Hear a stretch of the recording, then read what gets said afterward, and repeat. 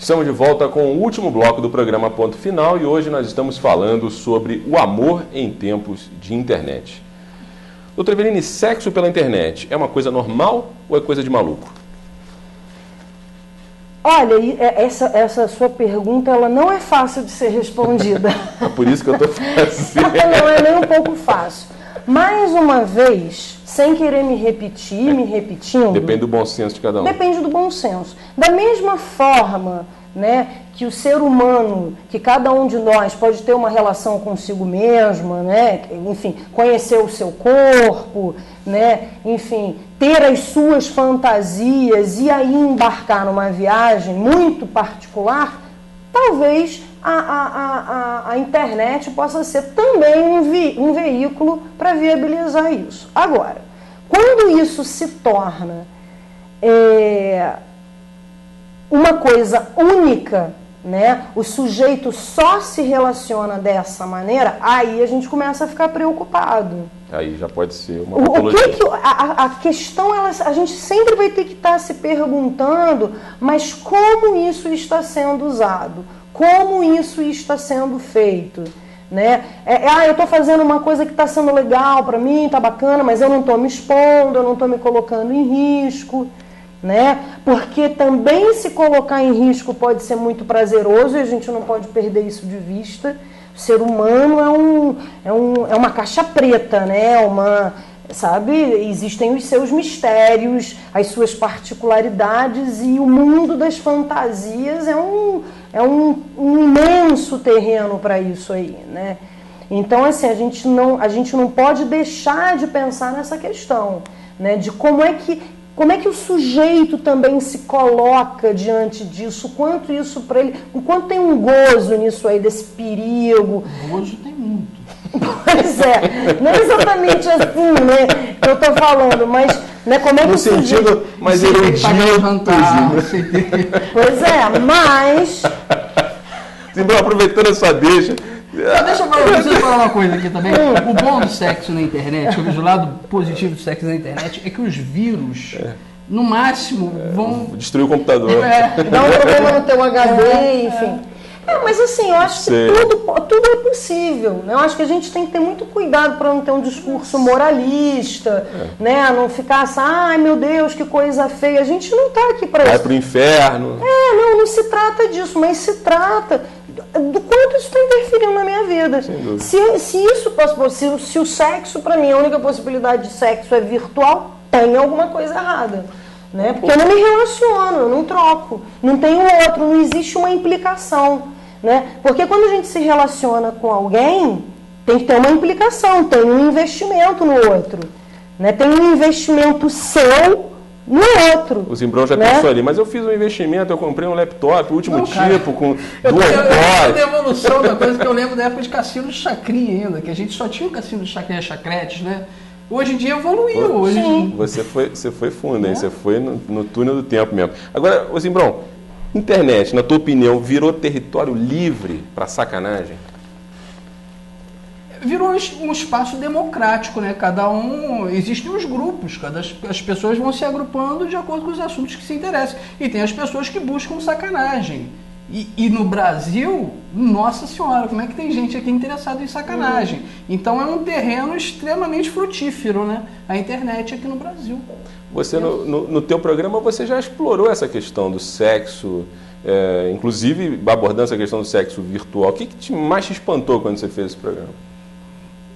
Não, cara, não me espanta, assim, eu vejo com naturalidade. Eu acho que não tem porquê a gente tem que conviver com isso, tem que entender a realidade e conviver com ela.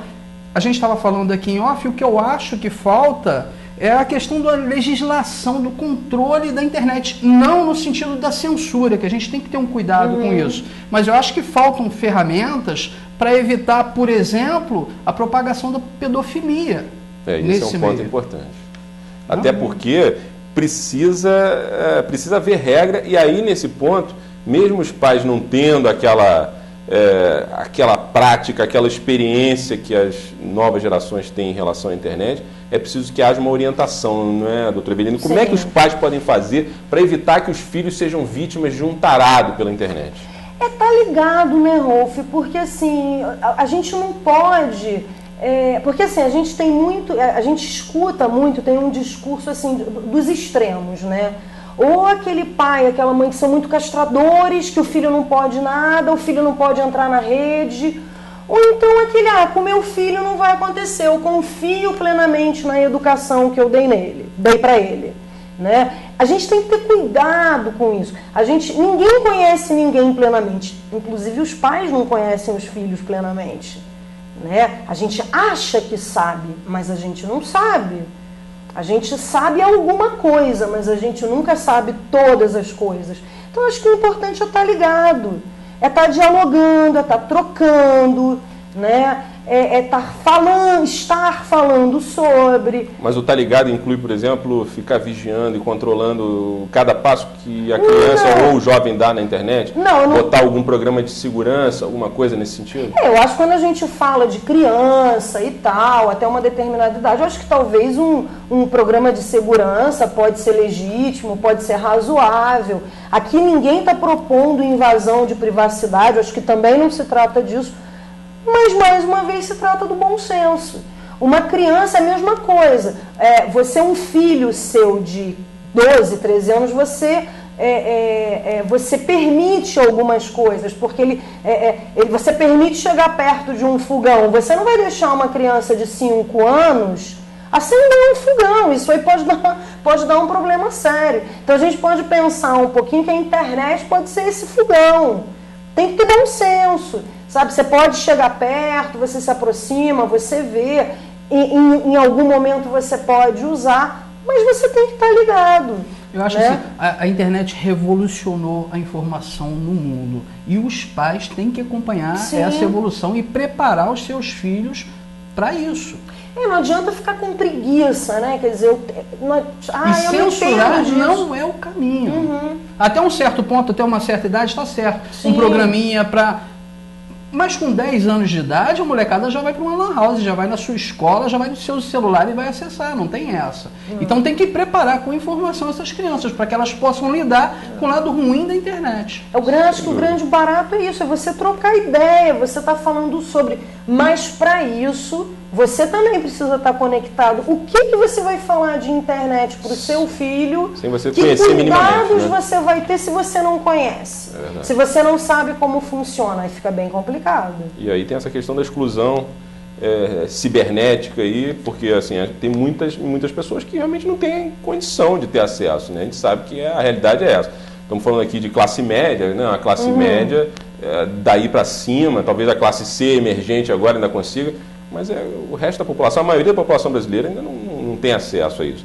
Para a gente encerrar, que o nosso tempo já acabou, uma pergunta para os dois. Até onde você acha que vocês acham que esse lance de amor pela internet vai chegar? Qual é o futuro disso? O futuro é o relacionamento total pela internet, as pessoas vão deixar de ter paquera real, todo mundo vai se conectar, os relacionamentos só vão rolar pela internet, porque a gente vê aí, pela questão daquele site Par Perfeito, né? O número de pessoas que estão se cadastrando vem aumentando, né, em proporção geométrica a cada ano. Quer dizer, o futuro é o futuro do relacionamento virtual, o relacionamento real, ou pelo menos o início do relacionamento vai acabar? O que vocês acham?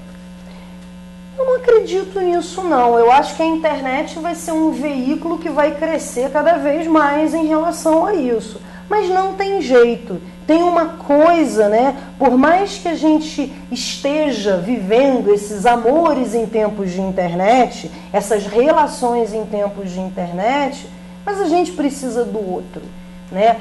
O ser humano, ele só se constitui ser humano a partir de um outro ser humano. Isso é uma regrinha básica, né? É o outro ser humano que legitima a existência dele. Exatamente. Se eu bebezinha, eu for lá para uma selva, se for criada por um gorila, por um lobo, enfim, essas coisas que a gente vê em filme, ouve falar, enfim, né?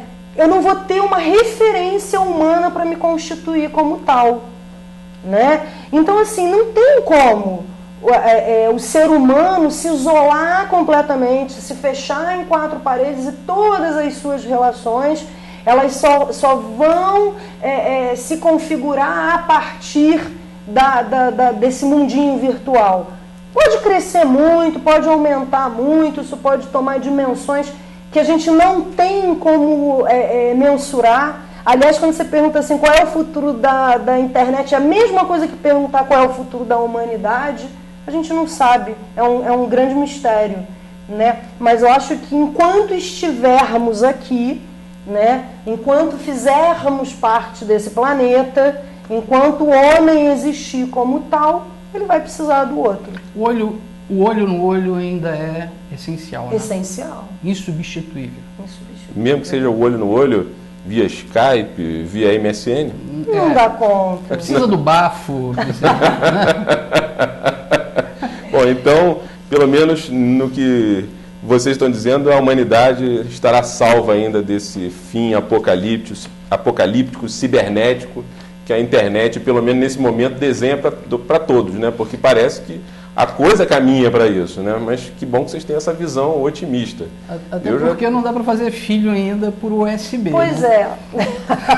Pelo cartão de memória, não rola. Mas daqui a pouco pode ser que alguém, né, justamente né, pensando nessa demanda, né, possa criar alguma coisa nesse sentido. Não dá ideia.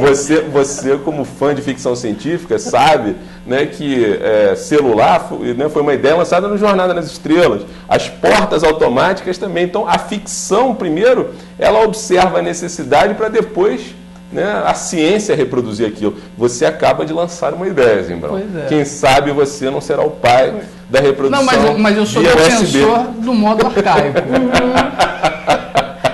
O corpo a corpo, ele sempre terá o seu lugar. Troca de fluidos, né? Sempre terá o seu lugar. Olha, mas cuidado que sempre tem os gênios aí, tem aí Sejamos modernos sem perder o romantismo, não é isso? Isso aí. Sem perder a ternura, Hamas. Né? Foi poético agora, isso é verdade. É o nosso Che Zimbrão Guevara. Bom, obrigado pela participação de vocês. Nosso tempo já estourou. Eu quero agradecer mais uma vez a presença da psicanalista Eveline Miranda, do blogueiro Luciano Zimbrão. Muito obrigado pela participação de vocês aqui no programa Ponto Final. As ideias que vocês trocaram aqui, os esclarecimentos que vocês deram foram muito importantes nesse assunto, que é um assunto que eu acho que ninguém jamais vai conseguir dominar, né? Amor em tempos de internet. O que será que vai acontecer, né? Espero que você tenha gostado de mais essa edição do programa Ponto Final. Lembrando que você também pode assistir a todos os programas produzidos pela Forpress Comunicações pela internet, no nosso portal ou, se preferir, direto no nosso canal no YouTube. A gente se vê na próxima edição do Ponto Final. Até lá!